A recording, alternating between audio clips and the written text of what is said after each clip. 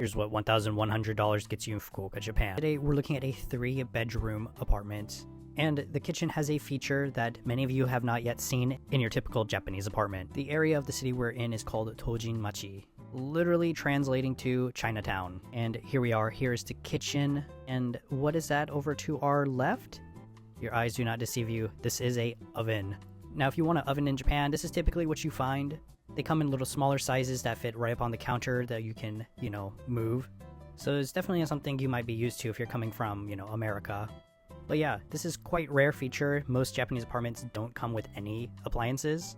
Here's a little fish grill. Even at 19 years old, this building is a little more expensive than you normally see here.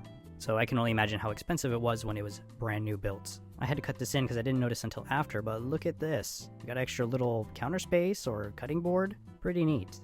This apartment will run you the monthly rent of 170,000 yen. And it's also quite expensive to move into. 1 month security deposit and 2-month key money fee. So typically when you move into a Japanese apartment, you should expect to pay 3 to 5 times the amount of rent. Some things you can expect to pay is security deposit, key money fee, guarantor fee, first month's rent. Over yonder is Ohori Koen, very nice park in the city, real estate agent's fee, possibly a cleaning fee.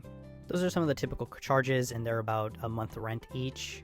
So over here we have our tatami room, and there's currently no tatami in here. And in my notes I have about this, it says that once a person moves in, you will receive brand new tatami for the room. This area is very nice, we just seen the park, there's also the castle ruins. Downtown is a very easy walk, or you can just hop on the train and you'll be there in a few minutes. The train is right outside your door, and there's also a shopping arcade. Here we have quite a spacious bathroom. Look at that seafoam green color. The size of this apartment is 75 square meter. Of course, we have the separate toilet room. One common question I get is, can I pay X amount of money up front? A lot of people ask me, can I pay a year's rent up front?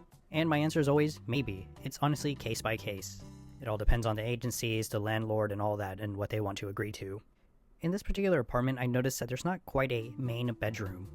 Going over to the next room, we also see that they're all kind of the same size. We have this weird little closet here. Also, if you tried to reach out to me recently, please reach out again. I have been flooded with emails and I had to hire someone to assist me. I promise I'm not ignoring you, I am simply one man. Here we got this little baby balcony. Really, it's only used for maintaining your air conditioner. Here we have the entrance area. I had to cut this in too because I only discovered afterwards. That's a seat to put your shoes on. Like, how neat is that? I love it. Overall, I do think this is a really great apartment. It is expensive. Let me know what you think of it, and would you live here?